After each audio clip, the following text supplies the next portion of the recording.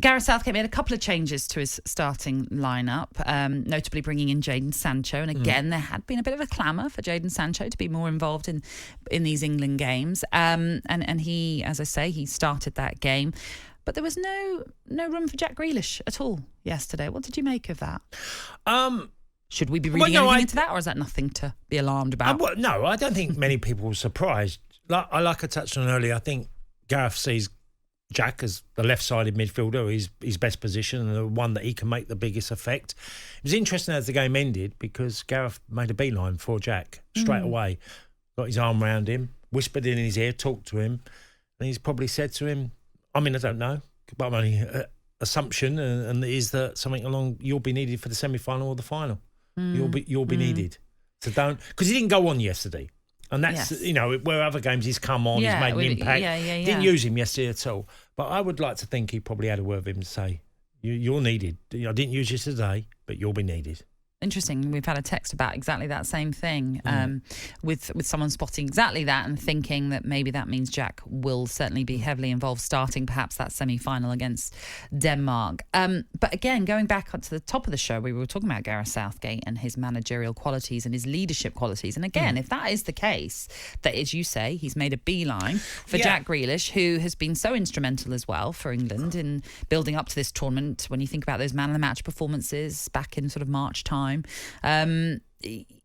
that again is great management, great leadership. If he's doing that. It's really strange because look, Gareth's been a captain in his career at club level, and I think in some strange way he seemed to have created a huge number of captains within the England squad.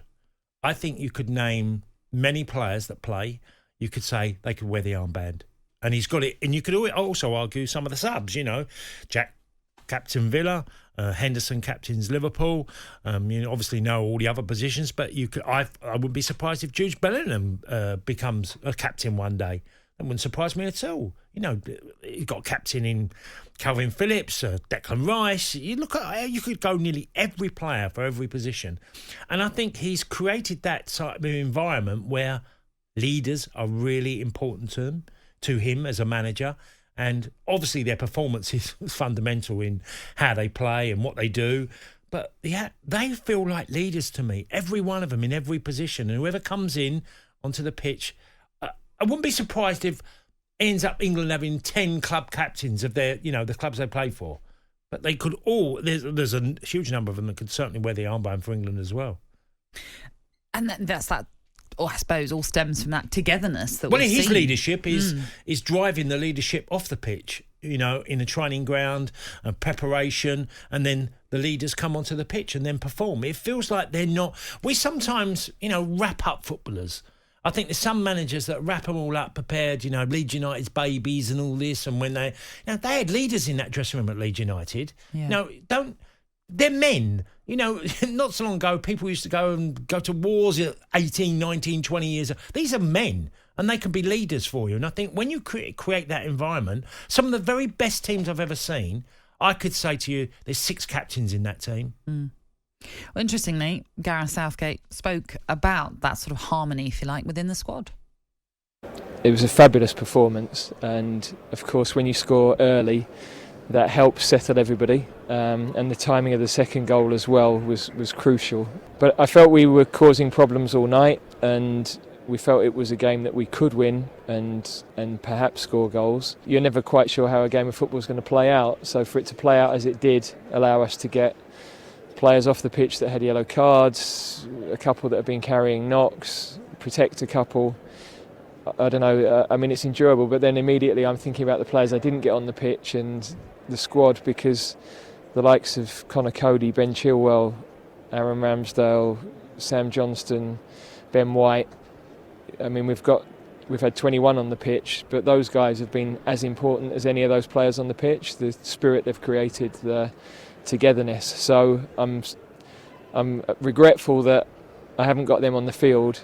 And I hate this thing of having to leave 3 out of the 26. It takes more energy from me than anything, because none of them deserve to be out of the 26. So, but I think the fact that those guys have accepted it the way they have, they've shown the respect to the other players, is why we're in the position we're in, as well as, of course, the quality of their play. And it's so interesting what he said there about having to leave players out, not just out of the first 11, but out of the 26 squad that's allowed per match day.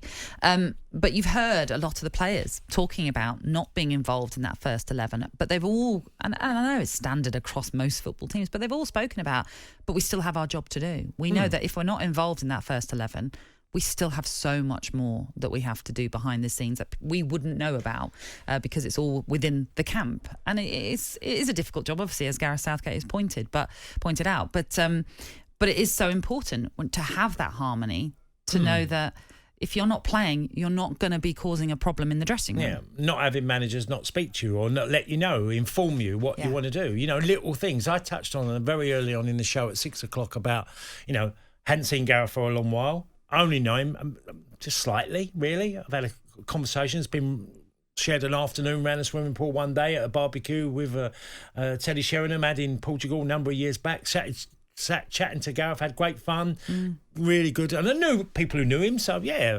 And if he took the time to, after not seeing him for 10 years, and I go to a function at Wembley just to say, hey, Cass, how you doing?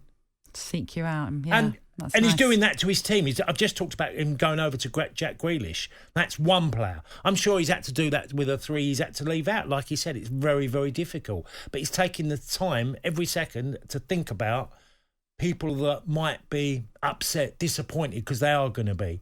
But I'm going to still make them feel wanted.